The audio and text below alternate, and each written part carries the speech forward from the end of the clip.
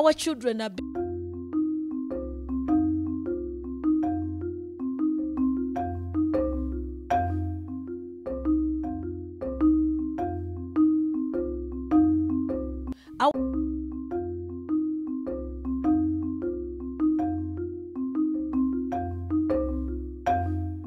So this particular conference that we have held today in the Rwenzori region is actually discussing issues of gender-based violence in the context of COVID-19. You know what COVID has really done? It has escalated the incidences of gender-based violence because people are locked down. And you know what it means to be locked down. It has created economic situation has worsened because families are now grappling. Men are unable, the traditional role of women of men as providers has been challenged because of COVID-19. Men can no longer go out to work. So, but yet there are expectations from their families. So those are some of the situations that have actually escalated GBV.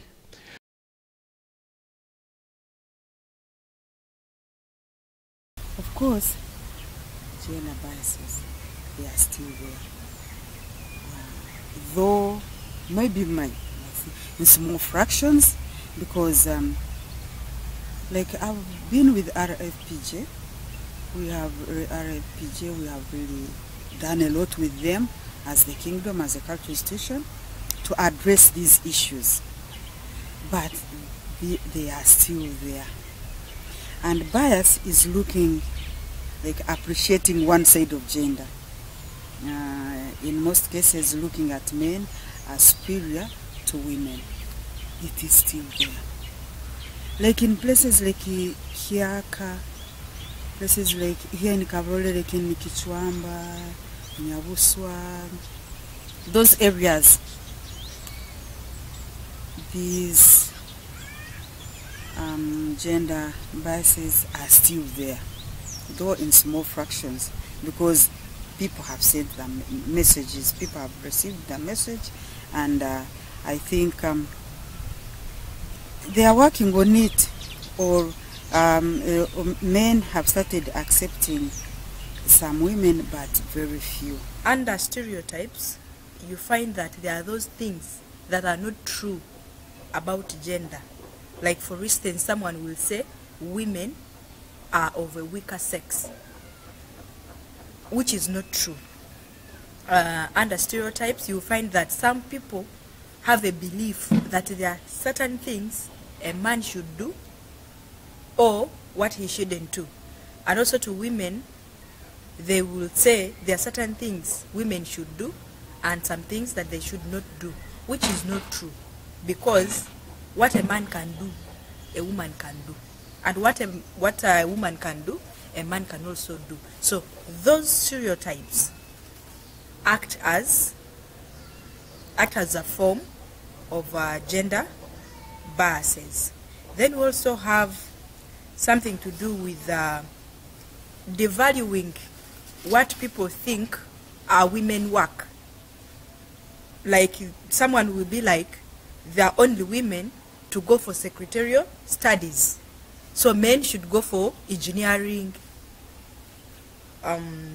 even other courses. But then you find someone is like, these front desk persons should only be women. Like, they tag certain work to men or women, which is also affecting us in the Rwenzori region. Actually, the big percentage is about culture. Culture takes a lot. Like, most people are most affected by culture, and the most affected ones are actually the women and girls. When I mention culture, what do I mean? Like, most of our girls are denied education. Okay, they go to school, they may like stop at P7, but you see like a boy child given fees to push him up to the university, and because you are a girl, you remain seated at home simply because they want you maybe to get married early. And again, there is limited access to property and land compared to boys. For us girls, like, we are not considered much. When they are giving out properties, they most consider boys and men, but for us girls we are left out.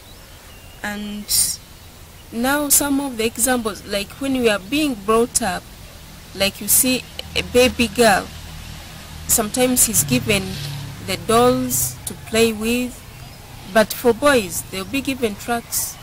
Like when you're shopping for the boy child, you like you like showing him to like such colors like green or blue, but for a girl child, like you go out for shopping, you shop for her like red or pink. And that one, when you're bringing up a child, there is that bias already. You're putting that bias already in that child. And I want to thank God that I was also looked at as a woman, because somewhere, somehow, in the first early days of the church, women were also not allowed to participate in ministry. And we thank God that today, as women, we are given the opportunity, and some of us have taken the opportunity to do ministry like how men do, and we do any other thing that a priest can do. And so we have been given or tasked to talk about our roles as stakeholders in fighting biases about women or about gender. And therefore we do a number of things as stakeholders, as women fighting for women's rights, to ensure that these women, they also keep along the same road. We encourage them to work. A number of women are battered, abused in families, at places of work, simply because they do not know their rights.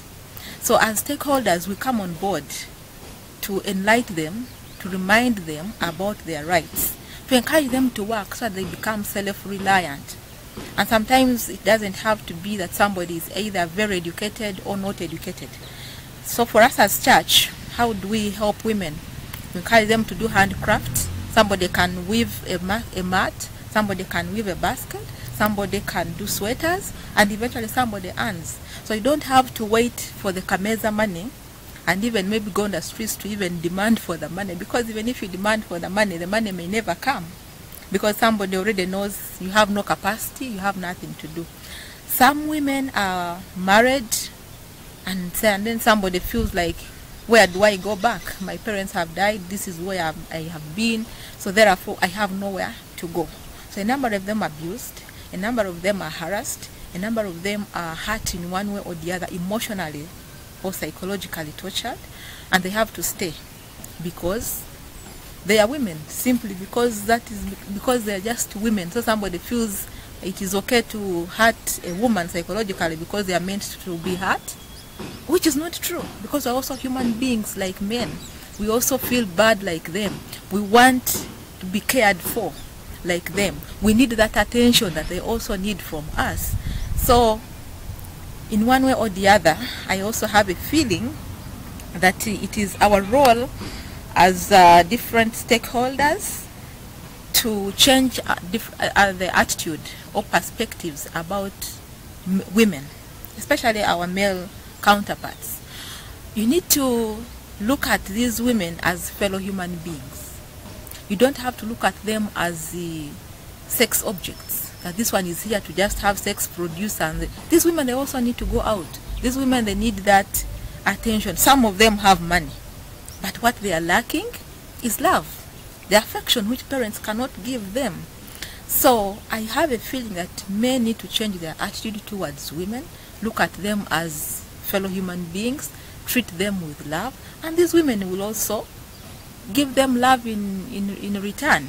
In our communities, sometimes you find that parents consider boy children than girl children to go to school, and girls are left at home do domestic work, which is not really, well, there is no equality at all.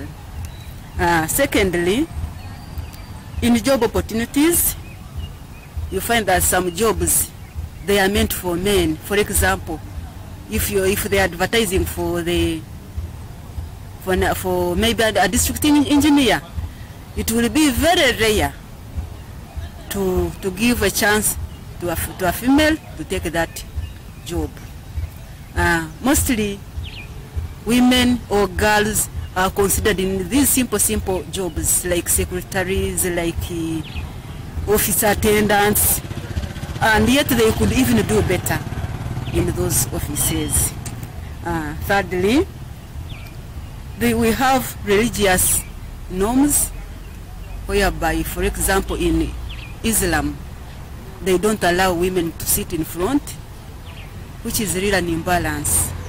For them to think that maybe if they sit in front, many they will see them, admire them, or else men will be obstructed from what took them to the church or to the mosque. So it is really unfair to make women sit behind.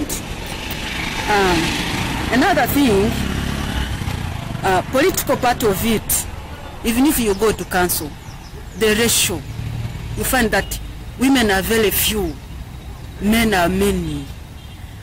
You find that a woman covers about 3 sub-counties, and yet a man takes 1 sub-county.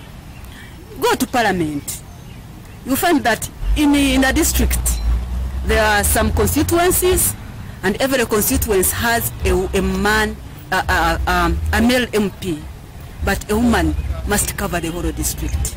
So, if every constituency could be given a woman MP, also women could get that job opportunity like men. So I see that one being unfair and not really, there is no total equality.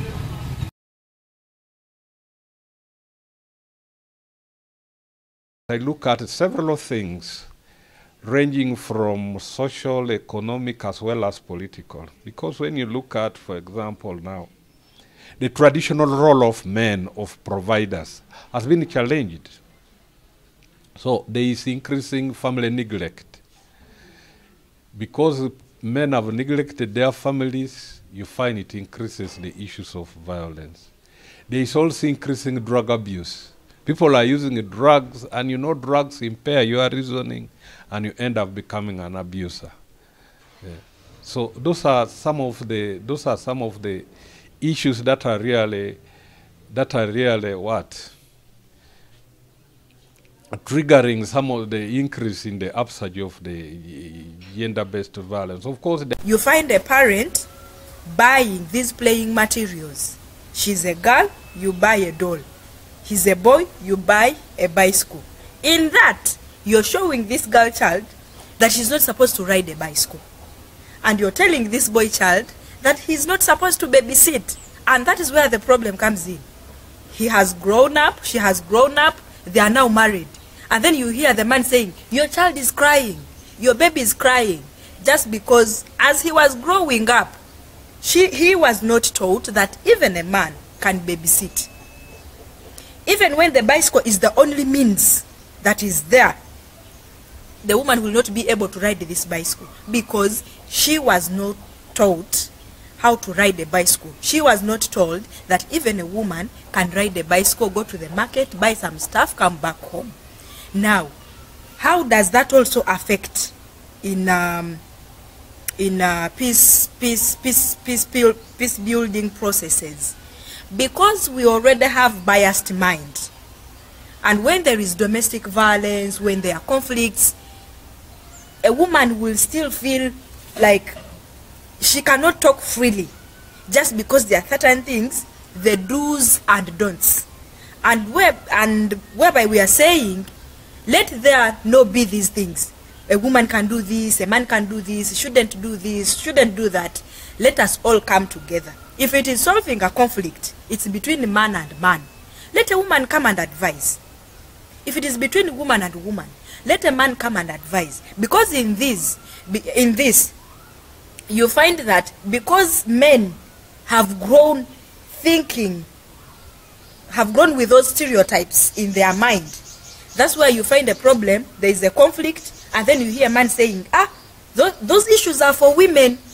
Those issues are for women. They keep pushing them to women, little knowing that their views about what is happening would help these women to stand up. We even have women, because of the stereotypes against them, something has happened and she feels like, I am not part. That is for men. Because of the upbringing, what do we talk about girl child? What do we talk about men? What do we talk about boys? So, to solve all this, in my view, we should change what we talk to our children, what we tell them to do. Like when you are grooming children, let them, don't separate them. Let them all be on the same level. So, and of course, we have that different understanding and what have you. But performance, once you have gone through and you have the support of the family, of your siblings, of your clan mates or your superiors, of course you can perform.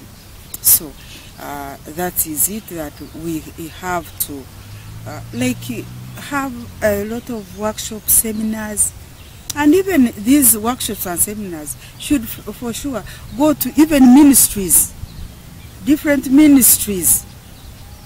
Don't think that if a person has gone through a level of the university or the college or what have you, they need to know certain things. But these workshops, sometimes you see religious leaders, cultural institutions, but let them go to ministries. They have boardrooms, they have everything. Let them also get to know this, because that orientation. So in places of work, even marketplaces, some, you see, people are biased against women and girls. So we need to keep on. The places where you think that they know it all, that's where we get the worst or whatever. So I think we need to walk the talk. We need to move on the same pace, and people should get to know. And I think if we get some like books or TV talks and what have you, people will get to know and understand. Because like in offices, you find a person, he will be intimidated until she gives up, and that is not good. And you see, it's like wasting your time going to school. You want to show your talents, you want to show your skills, but people will keep on intimidating you. They keep intimidating, isolating a woman, isolating the girl. You see, no. And in some decisions, they want to leave the women somewhere. You find people have already done the decisions. When you ask her, how did this come out? It is already finished. Because you are a woman, you are not to decide, or you are not to be part of decision making. And now you see, like, women don't share clan meetings to resolve conflicts, and they would be doing that because they belong to the clan.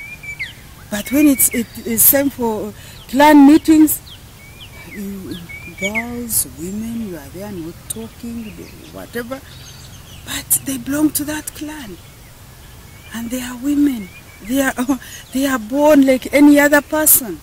Yeah, they have their contribution to make. So I think people should stop that bias against women and girls. And if you get to see women are peacemakers, they contribute a lot to this nation. They are part and parcel of building a home and of course the nation. And they do a lot of contribution despite any situation you create on a girl or a woman. for them, they will move on and be somewhere. But you see, some people are really serious to intimidate. Saying that women these days, they no longer respect men. But now this woman goes to work like the way how the man does. This woman also gets tired like the man does. And sometimes some men stay home. So it is no harm for a man to do some little bit of housework. It is not a sin. It is not written anywhere that I shouldn't do. But doing it has no problem. Is it any problem to bathe your own child? Is it any problem to prepare a cup of coffee in the house? If you have gas, for example, you're not using charcoal, you're not using firewood, and somebody dies of hunger because the woman is not there. So I don't think that is a right thing. It is also our duty as different stakeholders to encourage women to join different organizations, join politics and compete like men, and therefore live at the same page. I remember our friend, our stakeholder, Miriam Atembe, said that women, those people who say that for us some of the women are difficult, these women are not difficult. They just need to be understood, to be taken care of, and eventually explore and whatever thing is good in them. They are not organizations, they are not factories, they are not companies, and they need management. They just need that collaboration between a man and a woman and live in peace and harmony.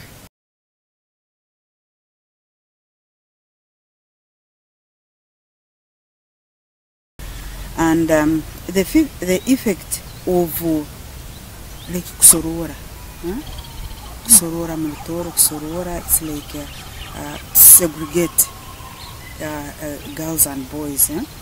This doesn't give energy to women or girls. They feel they are inferior.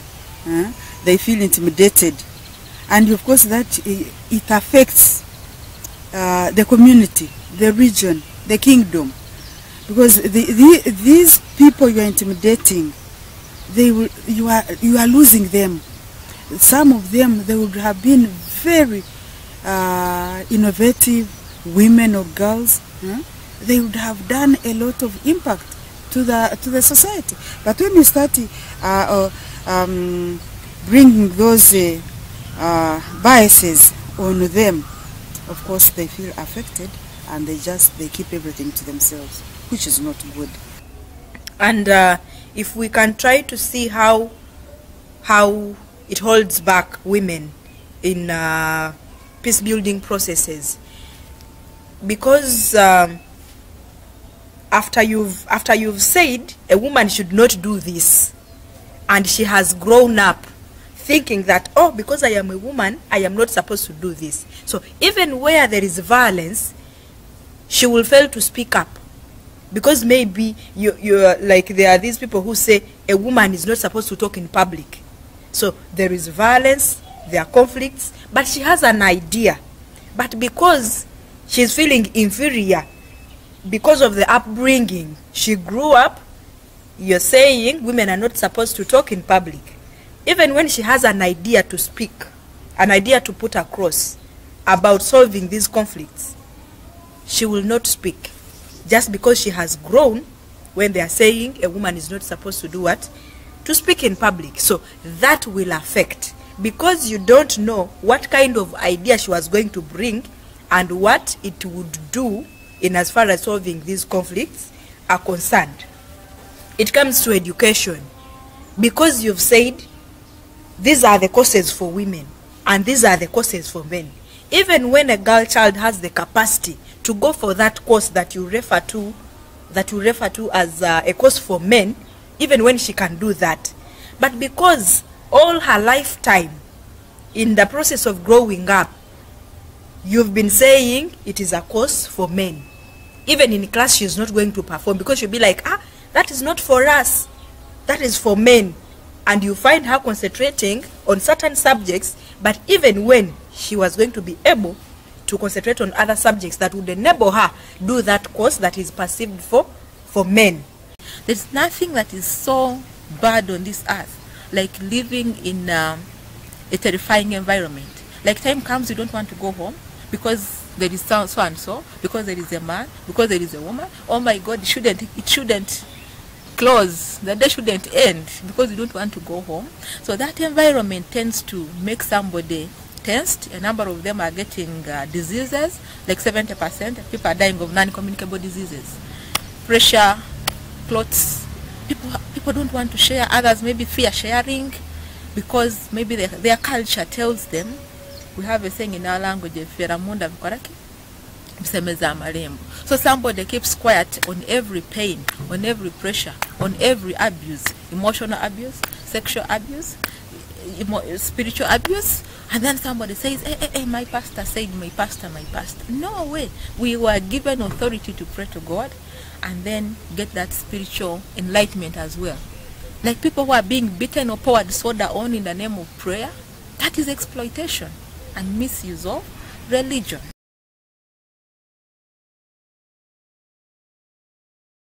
When it comes to fighting gender bias, I think all stakeholders are solely responsible in this. But more especially we women, we should come on board. We should fight. Let's show the rest that we can fight for ourselves, like, because we are the most affected.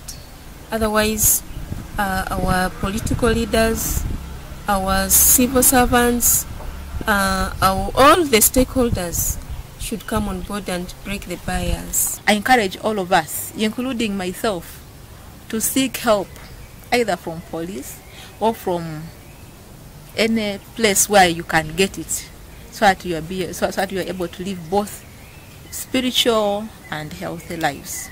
God bless you so much in the name of the Father, the Son, and the Holy Spirit. Amen. In my local language, they say, when a tree grows when it's not straight, there's no way how you can change it to make it straight after it has grown. But you can only make it straight when it's still young, before it goes to that stage. So, as we are talking about these biases, let us start with our children. Let us start from our families.